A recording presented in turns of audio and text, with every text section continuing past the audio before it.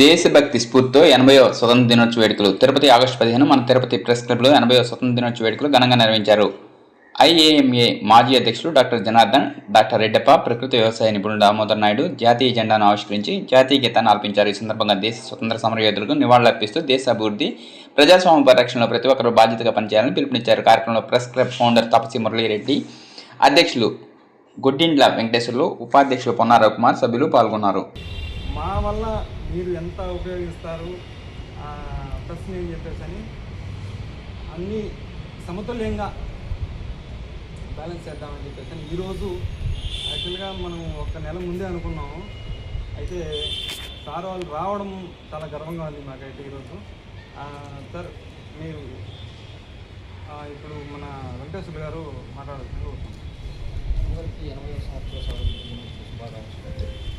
స్వాతంత్రం మనిషికి అభివృద్ధికి చాలా అవసరం. అభివృద్ధి అంటే మానసిక అభివృద్ధి, శారీరక అభివృద్ధి, ఆర్థిక అభివృద్ధి. ఇవి కనుక మనిషికి ఉంటే తన యొక్క జీవితాన్ని ఆనందంగా, ఆరోగ్యంగా, మనశ్శాంతిగా కొనసాగించడానికి అవకాశం ఉంటుంది. రాబోయేటువంటి స్వాతంత్ర దినోత్సవానికి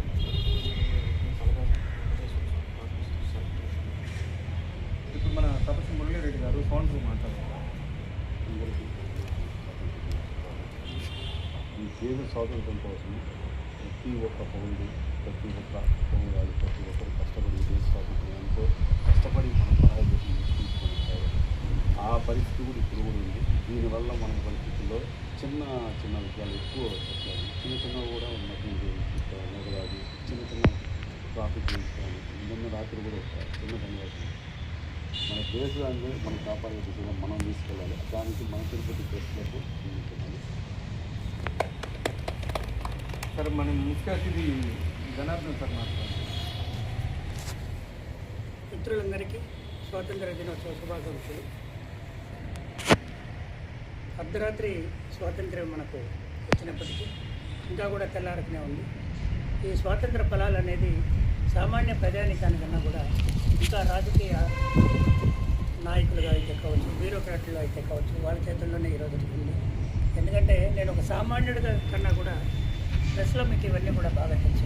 ఏది ఏమైనప్పటికీ ఈ స్వాతంత్రం మనకు రావడానికి ఈరోజు కులాలకు, మతాలకు, భాషకు, ప్రాంతాలకు అతీతంగా మనం ఈరోజు జరుపుకుంటున్నామంటే కొంతమంది మహానుభావులు వాళ్ళ యొక్క త్యాగ ఫలితాలు.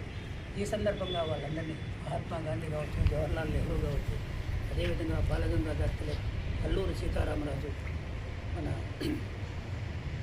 ఇంకా ఎందరో నేతలు ప్రాణాలు అర్పించారు. భగత్ సింగ్ లాంటి వాళ్ళు గొప్ప వ్యక్తులందరూ ఈ స్వాతంత్ర పోరాటంలో మనకు తెలిసిన పేర్లు, కొన్ని తెలియకుండా కూడా ఎంతోమంది, కొన్ని లక్షలాది మంది ఈరోజు మనం ఇక్కడ ఈ పండుగ మనం చేసుకుంటున్నామంటే వాళ్ళందరికీ కూడా కారణం.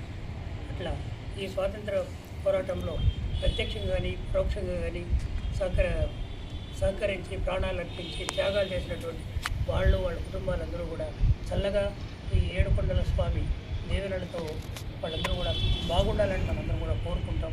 ఎందుకంటే ఈ స్వాతంత్ర్యం మనం ఈరోజు జరుపుకుంటున్నామంటే కారణం ఆ కుటుంబాల యొక్క త్యాగ ఫలితం. ఆ కుటుంబాలను స్మరించుకుంటూ మీ అందరికీ కూడా మరోసారి స్వాతంత్ర దినోత్సవ శుభాకాంక్షలు తెలియజేస్తూ నాకు ఈ అవకాశం ఇచ్చినందుకు మీకు అందరికీ కూడా కృతజ్ఞతలు. జై హింద్, జై భారత్.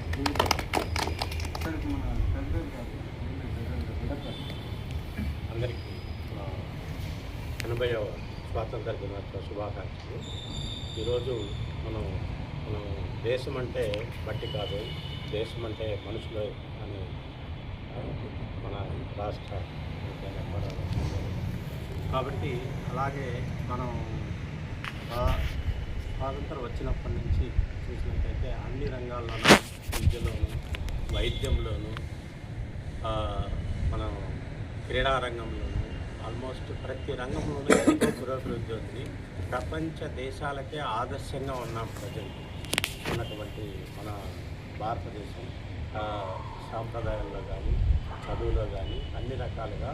కాబట్టి ఇలా ముందుకు వెళ్తూనే ఉన్నాం. భారతదేశం అతి పురాతనమైనటువంటి కల్చర్ గల దేశాలు. వలస దేశాలు ఎన్ని అభివృద్ధిలో ఉన్నా మన దేశం కట్టుబాట్లతో ఎంతో అభివృద్ధి చెందుతూ ఉంది. కాబట్టి ఈ అవకాశాన్ని ఇచ్చినటువంటి మన తిరుపతి ప్రెస్ క్లబ్ వారికి కృతజ్ఞతలు తెలియజేస్తూ సెలవు తీసుకుంటున్నాను. అలాగే మన ముఖ్య అతిథి రాముదాస్ ఫస్ట్ ఫాస్టింగ్ చేసేసి తర్వాత వ్యవసాయ చంద్రుడు నుంచి వచ్చారు.